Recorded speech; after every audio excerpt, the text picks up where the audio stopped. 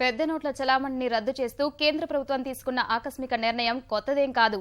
గతంలోనూ అధిక విలువ కలిగిన కరెన్సీ నోట్లను ప్రభుత్వం 2 సార్లు రద్దు చేసింది.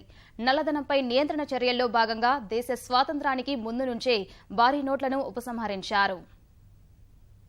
దేశ ఆర్థిక వ్యవస్థను అతలాకుతలం చేస్తున్న నల్లధనంతో పాటు నకిలీ నోట్లకు అడ్డుకట్ట వేసేలా మోదీ ప్రభుత్వం తీసుకున్న పెద్ద నోట్ల రద్దు నిర్ణయాన్ని దేశ ప్రజలంతా స్వాగతిస్తున్నారు. ఇటీవల సరిహద్దుల్లో ఉగ్ర స్థావరాలపై సైన్యం జరిపిన మెరుపుదాళ్ల తరహాలోనే కేంద్రం నల్లధనం, అవినీతి, నకిలీ నోట్లపై చేసిన దాడిగా అభివర్ణిస్తున్నారు.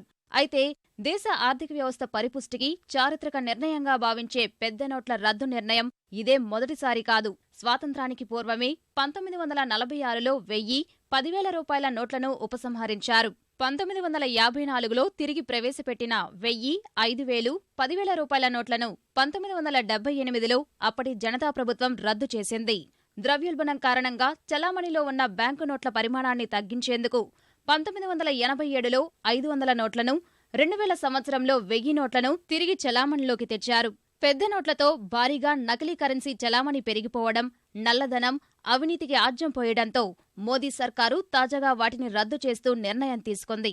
అయితే కొత్తగా 2000 రూపాయల నోటును ప్రవేశపెట్టడం ఇదే తొలిసారి.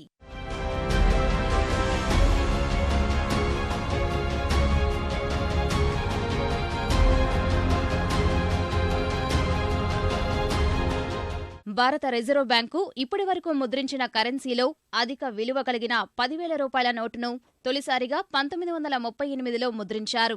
10 రూపాయల నోట్లలో అశోక స్తంభం వాటర్ మార్క్ శ్రేణిని 1967 నుంచి 1992 మధ్య ప్రవేశపెట్టారు.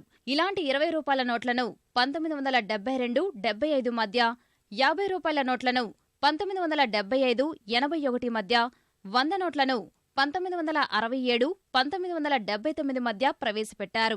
ఈ కాలంలో ప్రవేశపెట్టిన నోట్ల మీద శాస్త్ర, సాంకేతికత, పురోగతి, భారత్కు సంబంధించిన వివిధ కళారూపాల చిహ్నాల్ని ముద్రించారు. మహాత్మాగాంధీ బొమ్మతో పాటు అశోక స్తంభం వాటర్ మార్కు కలిగిన 500 రూపాయల నోట్లను 1987లో ప్రవేశపెట్టారు.